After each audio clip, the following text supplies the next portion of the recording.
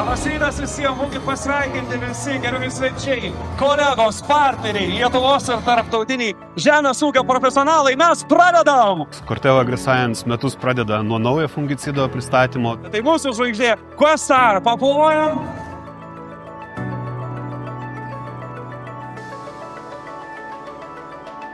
Ūkininkai pasirenka, ką jame naudoti, ūkininkai nusprendžia, ko jam reikia ir jie mato rezultatą. Ūkininkai, kurie siekia didesnių derlių, jie nori gauti ne 4, ne 5 tonas, o daugiau, tie turės investuoti į geresnius produktus. Jeigu dirbi žemę, reikia būti profesionaliu, reikia sekti mokslo pasiekimais, reikia žiūrėti, ką mokslas ištiria savo laukeliuose. Ir tik tuomet susiskaičiavus galima pelningai ūkininkauti. Sakykime, praėjusiais metais laukuose ypatingai daug buvo pažeistų virusinių ligų, kviečių, pasėlių ir net ir patys ūkininkai teigia, kad patyrė didžiulius nuostolius. Priklausomai nuo kokios veiklios medžiagos eina į produktus, labai svarbu juos teisingai parinkti kviečiams. Ir konkrečiai lygai ar kviečių dryžligei, ar lapų fuzariozei, ar lapų septoriozei. Mes puikiai visi žinom, kad septoriozė, lapų septoriozė yra plitimą daugiausia lemia oro sąlygos. Tuo tarpu kviečių dryžligė net ir sausesnėmis sąlygomis gali išplisti pasėliuose. Klausimo neturėtų kilti ar naudoti, ar pasirinkti iš tikrųjų ypač tokiom sąlygom, kai buvo 25 metai, tai naudojimas fungicidų lygų kontrolė kviečiuose yra tiesiog neišvengiamas. Tas yra tikrai labai svarbu stebėti ir įsisavinti naujas technologijas, ypač jauni ūkininkai, įvairias pasiskaito literatūroje, kokia gali būti ta efektyvi kontrolė, tai skirtingo veikimo pobūdžio mišinių naudojimas.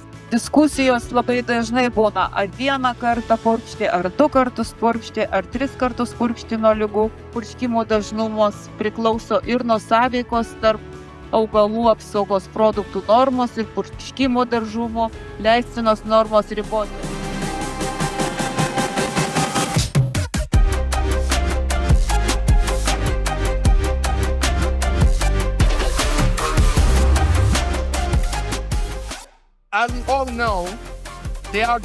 2019 metais paskelbtas tyrimas palygino 4 didžiausių šalių žemės ūkio gamintojų pasaulyje, tai yra JAV, ES, Brazilijos ir Kinijos reguliavimo tendencijas pagal fungicidų uždraudimą.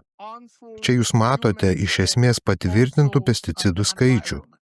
Iš esmės tai reiškia, kad jau 2019 metais ES buvo uždrausti 72 pesticidai, kurie vis dar buvo leidžiami JAV. Tai aiškiai rodo, kad Europoje turime griežtesnius ir labiau ribojančius reglamentus susijusius su pesticidų naudojimu žemės ūkyje. Nuo žaliojo susitarimo įvedimo ūkininkai prarado 23 fungicidus, veikliąsias medžiagas, kuriomis jie naudojosi. Visi šie fungicidai buvo uždrausti per pastaruosius 5 metus. Taigi, be šio labai sudėtingo reguliavimo konteksto turime atsparumą, kuris išsivystė daugumai fungicidų klasių. Būtent šiame labai sudėtingame kontekste Corteva AgriScience sukūrė Inatrek Active. Tai yra pusiau sintetinė cheminė medžiaga gauta iš natūralaus junginio, kurį gamina streptomicetų bakterijos, gaminančios antibiotikus. Šis natūralus junginys pirmą kartą buvo išskirtas iš dirvožemio Japonijoje 1996 metais. Nuo 2012 metų pradėjome lauko programos kūrimą, daug dirbome ir galiausiai sukūrėme šią žinomą ir novatorišką IQ4 formulę. 2018 metais gavome pirmąjį veikliosios medžiagos patvirtinimą, o 2020 metais pirmąjį produkto registravimą. Nuo atradimo iki Questar gamybos praėjo 24 metai. Tai yra idealus įrankis atsparumo valdymui. Dar įdomiau yra tai, kad atsižvelgiant į reguliavimo aplinką, tai yra produktas, kuris yra susijęs su labai geru ekotoksikologiniu profiliu. Taigi, galite įsivaizduoti, kad pateikiant tokią puikią naujovę į rinką, kurioje dauguma fungicidų jau yra paveikti atsparumo, reikia daryti viską, kas įmanoma, kad būtų sumažinta atsparumo atsiradimo rizika trumpuoju laikotarpiu. With a very good ecotoxicological profile. What is the most important for you as Svarbu, kad farmers? Questar kontroliuoja visas septoriozės atmainas ir netgi tas, kurios yra atsparios visiems kitiems fungicidų veikimo mechanizmams. Be to, Questar pasižymi gydomuoju ir apsauginiu poveikiu net ir prieš anksti išplitusią septoriozę. Šio fungicido veiksmingumas ilgas, siekiantis net 4-6 savaitės.